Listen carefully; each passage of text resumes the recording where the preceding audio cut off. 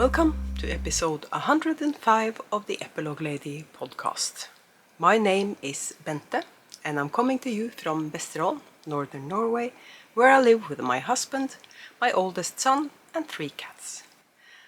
You can find me on Instagram as Arctic Crafts, on Facebook as Arctic Crafts by Bente, and on Ravelry as Arctic Crafts 65. There is also a Ko-fi page where you can support me and the podcast. I need money for shipping prices, for example, and also prices if you want to donate prices, because I have basically make-alongs running all the time, more or less. And while we're talking on make-alongs, Arctic Summer of Socks, there's still a few days, quite a bit of time left for posting. If you have any pairs of socks that you finished since June 1st, you can add them to the Ravelry thread. And there is also a pattern price on Instagram. The hashtag is Arctic Summer of Socks 2023. And I have, just a couple of days ago, I got another prize for the make-along. I'll show you the prizes when I announce the winners, but I'm telling you about one of the prizes. Charlotte Stone of Stone Knits has donated a pattern prize for the make-along. I love her patterns, so it might not come as a surprise that I asked her to donate a pattern for a prize. I haven't got a lot of knitting to show you because I'm doing 2 test knits for Stone Knits at the moment. One that I finished and one that's a whip, and I can't show you any of them. Actually, the first test knit I knit twice because I wanted a pair for myself, because the first pair was a Christmas present for somebody and I wanted a pair for myself, so I knit it twice. So that's that. It's really hot in here today, but I'm not going to sit here for long because, as I said, I haven't got a lot of knitting to show you because I'm working on test knits. I've been spinning the last few days and I'm starting to feel like I'm sort of getting a hang of it. The problem is it can go like, I have no problems for a bit, put the wheel away, and then the next day when I pick out the wheel, I'm suddenly struggling again. My main problem is that I over twist. And I've been looking at YouTube and what's the tension supposed to be like, what's the speed supposed to be like, so you don't get too much twist. And as I said, I feel like I'm sort of getting the hang of it. I ordered some locks yesterday from a Norwegian supplier because I wanted to try spinning from locks. All I've tried so far is roving. I think maybe I should try a bat, I'm not sure, but I have lots of fiber in roving that I got from my supplier in England.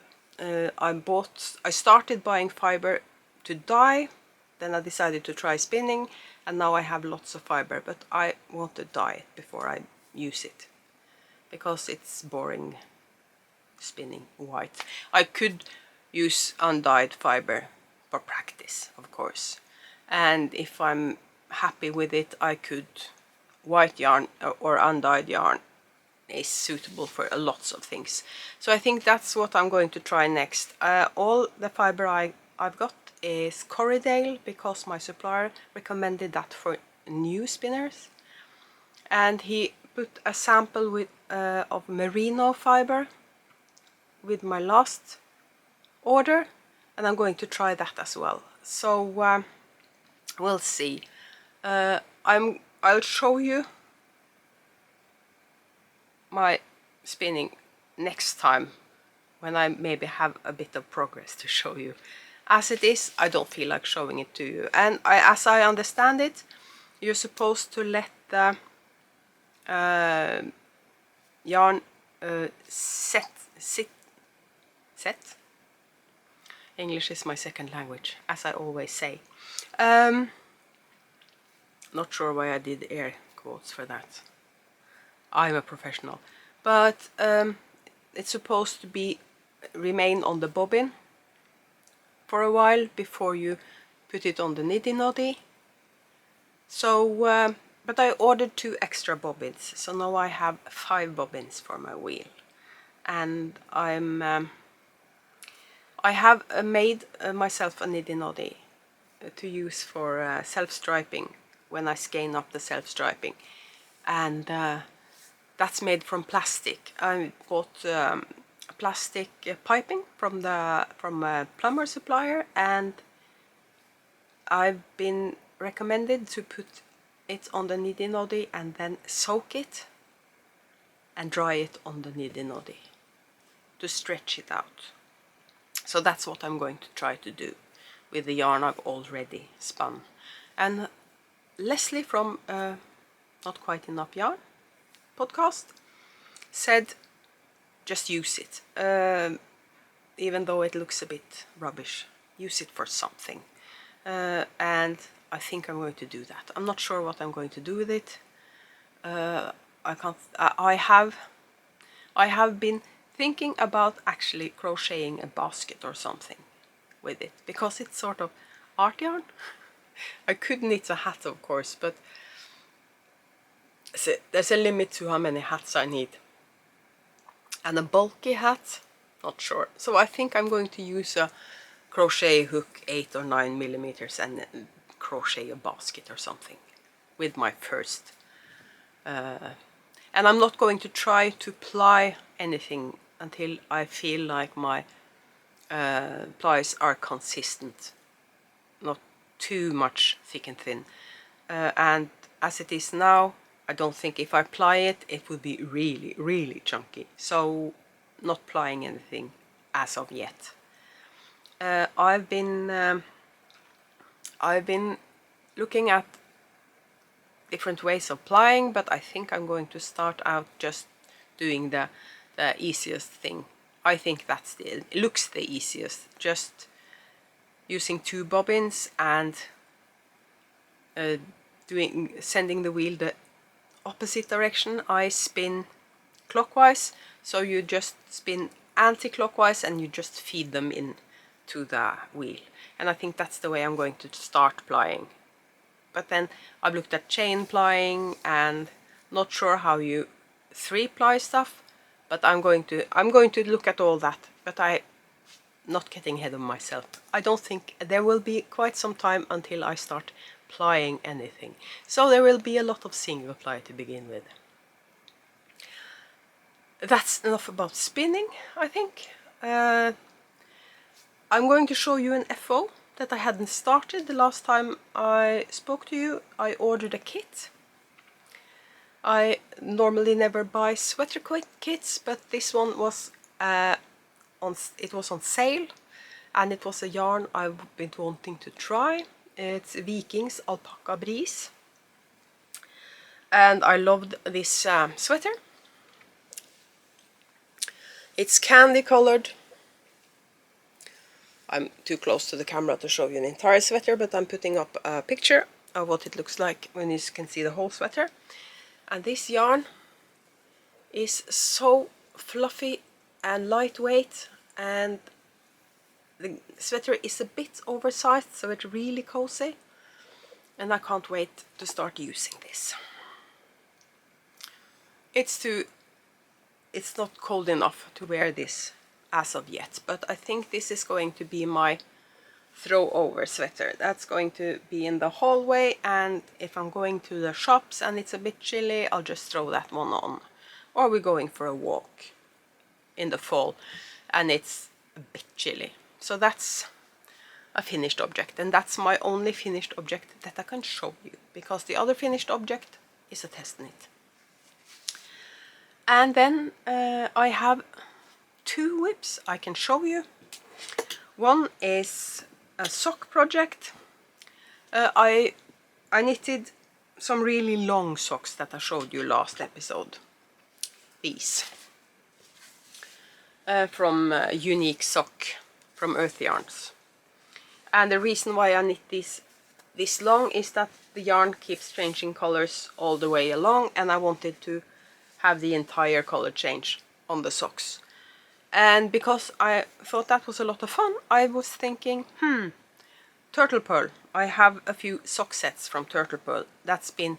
It's so precious, I can't knit with it. But I decided, why not just start knitting with it? So I decided to do the same thing with the Turtle Pearl sock kit. Use up the entire 50-gram skein for one sock. These I knit toe up.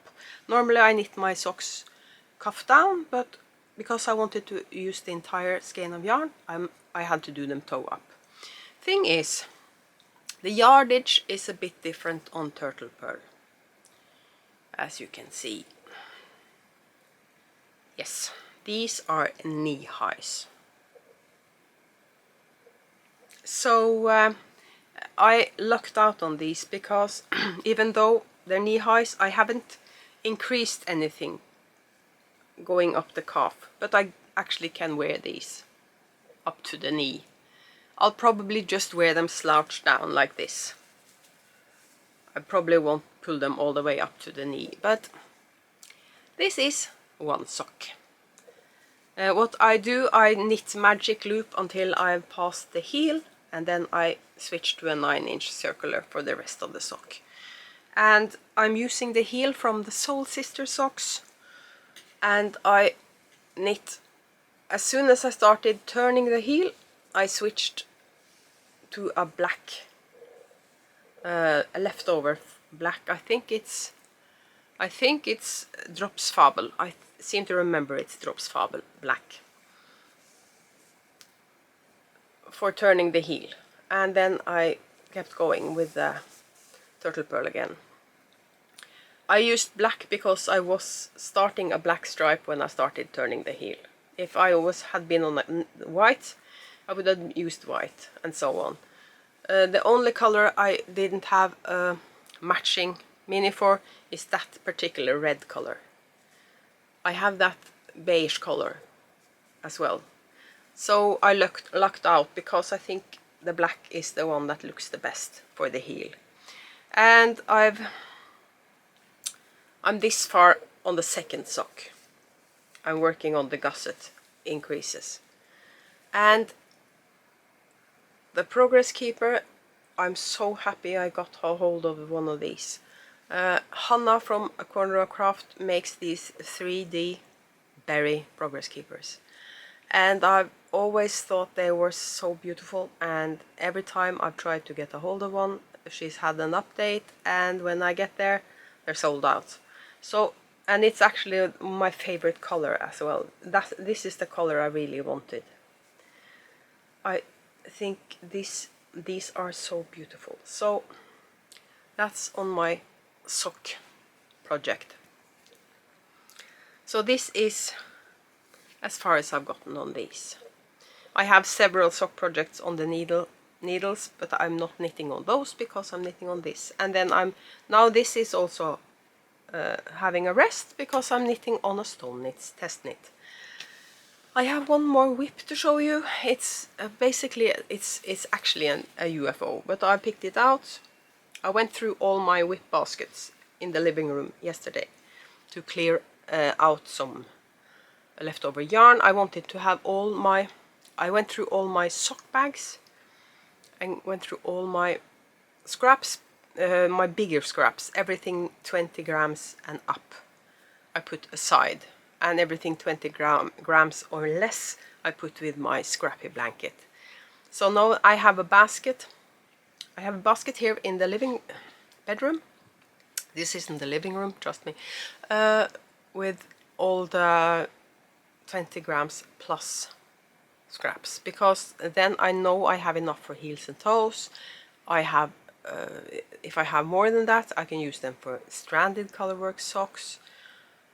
If I have 50 grams or more, I can use them for socks, and so on. So that's what I did yesterday. And then I came across this, and I remembered I want to finish this before the season for knitted sweater starts. It's my Malo by, I'll put the name of the designer at the beginning of me showing you this, like I normally do, because I can't remember the name of the designer at the top of my head. And this hasn't been, I haven't been knitting on this for a long time. This is Highland Sport,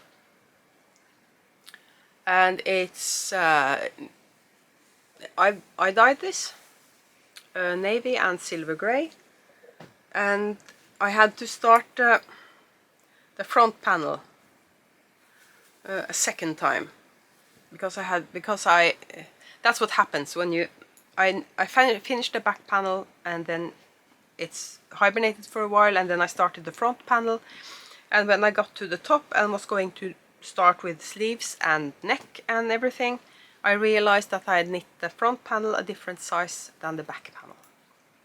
So I had to frog the entire front panel and start all over again. So this is the front panel, and it's quite a boring knit, and it's back and forth, and I'm not too fond of that, but the sweater is really, really nice, and I want to finish this for hubby. So this is now a whip,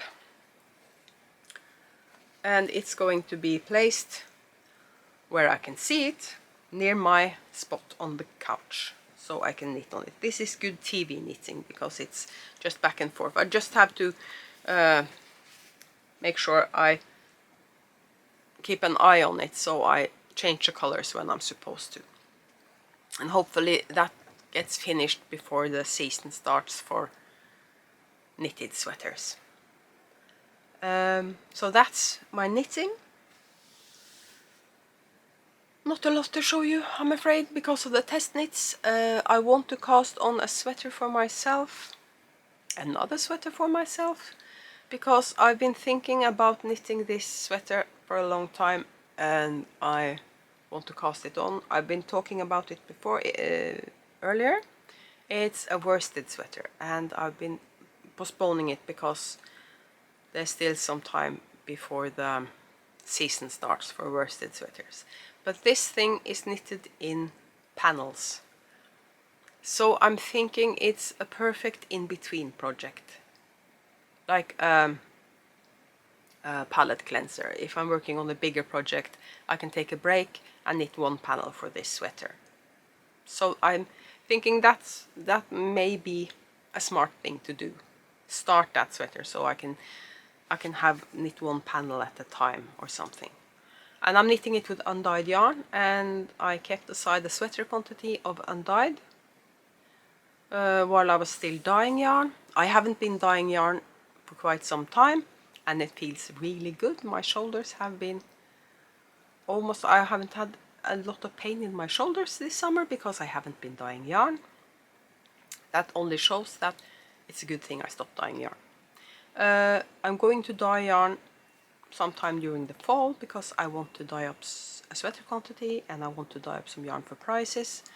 And as I've been saying, I think I'm going to record me dyeing some yarn. If I have the house to myself, that makes things a bit easier, because then I can talk while I'm doing it. Otherwise I have to figure out how to do voiceover.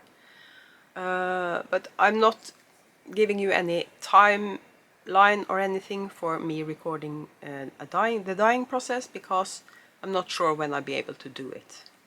But I'm going to try to have the camera out the next time I'm dyeing yarn, or fiber for that matter, because I think I'm going to dye fiber before I dye yarn, to be honest with you, because I'm running out of dyed fiber for my spinning. So either I'm going to spin some undyed, or I have to dye some fiber. The make along running is the Arctic Summer of Socks, and the prices will be drawn September 1st.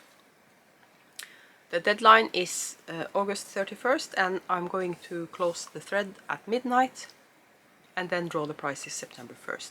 And September 1st, the next make along starts, and it's the Spooky Mal. And I can talk a bit about the Spooky Mal now, so you can get sort of an idea of what you might want to make, because the spooky mal is what it sounds like. Anything to do with Halloween, anything to do with scary stuff, horror movies, you name it. Anything that's scary, spooky, Halloween related. And I've also included harvest related things.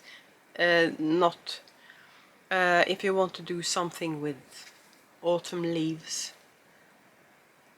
If it's fall related, you can also add it to the spooky mal.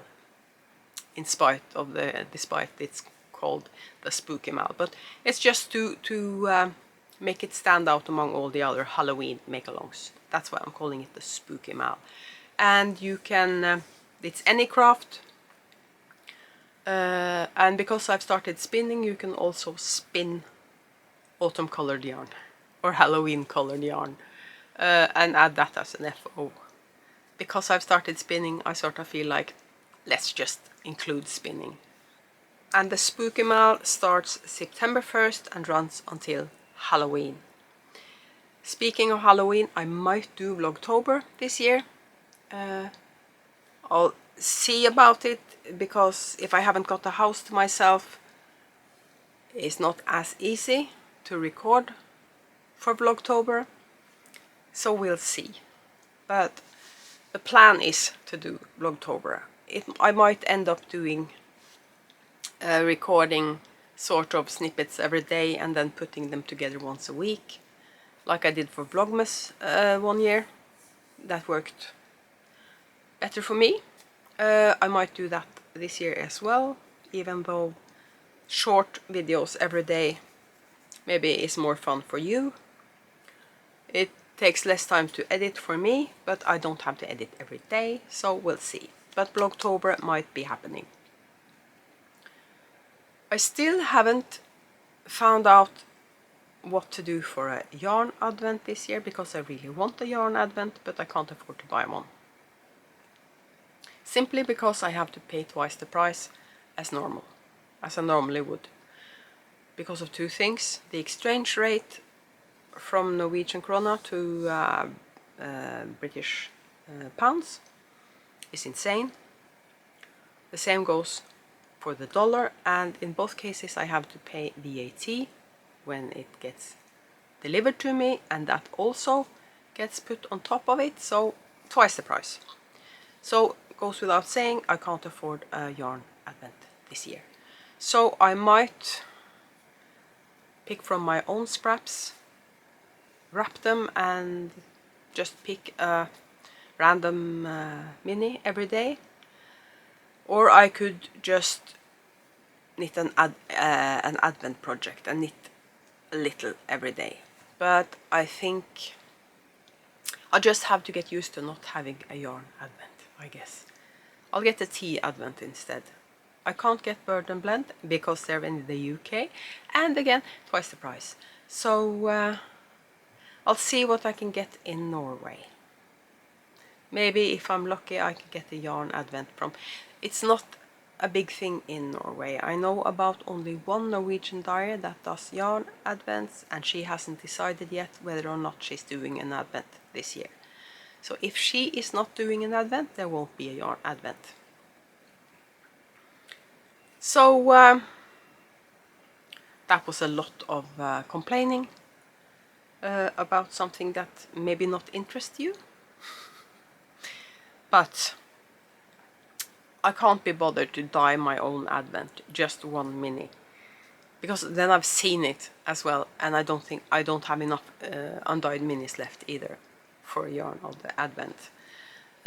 So I'm not sure what to do about all the undyed minis, by the way. I'm going to dye some yarn during the fall. I am doing that, but the only yarn I'm dyeing from now on is for personal use, for gifts, or for prizes, for giveaways or make-alongs. So there won't be a lot of dyeing.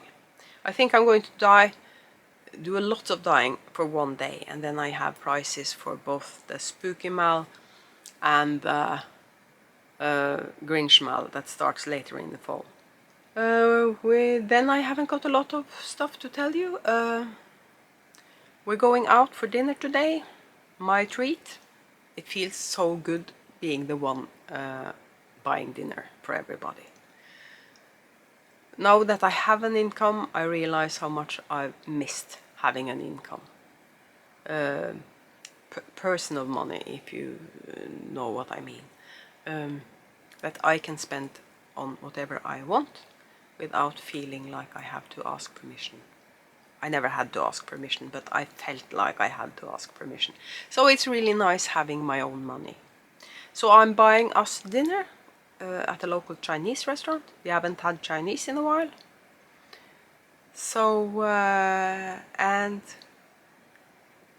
we have, I'm going to tell you a fun story. It started as a joke and ended up as a solid plan. My son keeps teasing me about my age. And then he was going to, and he told me one day, do you realize that in 2 years I'm going to be 30? That means in 2 years you're going to be 60. And before I actually had the time to come up with a really nice answer to that, he suddenly lit up and he said, why don't we have a big party in 2025 to celebrate our 90th birthday? And I actually think that's a really brilliant idea. So summer of 2025 we're going to have a big party. Really big. We're asking family, friends, everybody, and we're going to have a big party to celebrate our 90th birthday. And I think that was a brilliant idea. And we're going to do it on my youngest son's birthday, because he has a birthday in July. So then we get to celebrate him a bit too. He will be 25. My baby is turning 25 in 2 years. And my other baby is turning 30 in 2 years. I heard my mother said once, it's when you look at your children, you realize you're getting old. And I think that those are wise words, because I feel exactly the same as I did 20 years ago, but I have grown up children, so that means I've actually gotten older. Okay, so my hair has turned grey, but I feel exactly the same I did 20 years ago. Okay, I'm getting older. Not sure why I talked a lot about that, but again, I'm the epilogue lady, so I have to live up to the name, I guess. I'm going to stop there, because I haven't got a lot else to talk about. These are getting shorter and shorter. Hopefully I have some more knitting to show you the next time. I seem to remember I said that the last time as well. But the test knits, me not being able to show you the test knits, cuts into the knitting in the podcast. So I'm going to cast on another sweater until the next time. I'm probably going to cast on the worsted one. I just have to cake up some yarn first. Not sure if I'm the only one, but I hate caking up yarn. So anything I have to cake up yarn for, I have a tendency to postpone. But I have to get the yarn out and start caking it up, and then I can start that sweater. And it's made in panels, so I think it's an easy project to take with you to stuff. But now I'm going to stop. I'm going to make myself another cup of coffee and edit this, and I'll see you again in 2 weeks. And I'm not sure about the date. Let's check the date. What's the date for my next? This is riveting, I know. I'm a true professional. I'm just going to check my calendar. That's so perfect, because my next podcast will be September 1st. So that's the day I'm actually drawing the winners for the Arctic Summer of Socks. So that's perfect.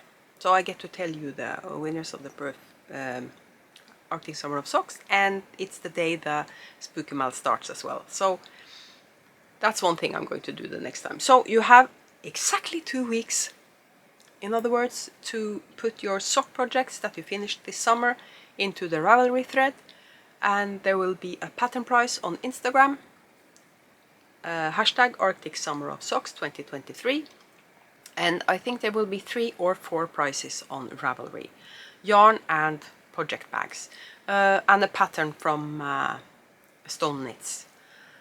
I might use the pattern from Stone Knits for the Instagram price. I haven't decided yet, but there will be a pattern price. And there will be a bag from the Tangle Skein CA. She is making a bag for both the Arctic Summer of Socks and the Spooky Mal and the Grinch Mal. When you have a bestie that's a bag maker, you know there will be at least one bag as a prize. I might, and I'm not sure what's going to be the. I think I'm going to do. I'm not going to have a grand prize this time.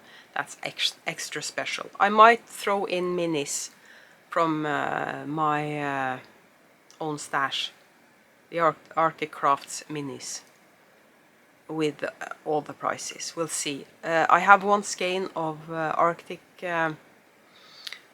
Crafts yarn for a price in the Arctic Summer of Socks, and it's a skein of yarn that a customer bought and told me to put aside as a price. So I know there's a skein of Arctic Crafts for a price in the Arctic Summer of Socks. I have some commercial sock yarn I might use as prices, or I might just use for a giveaway.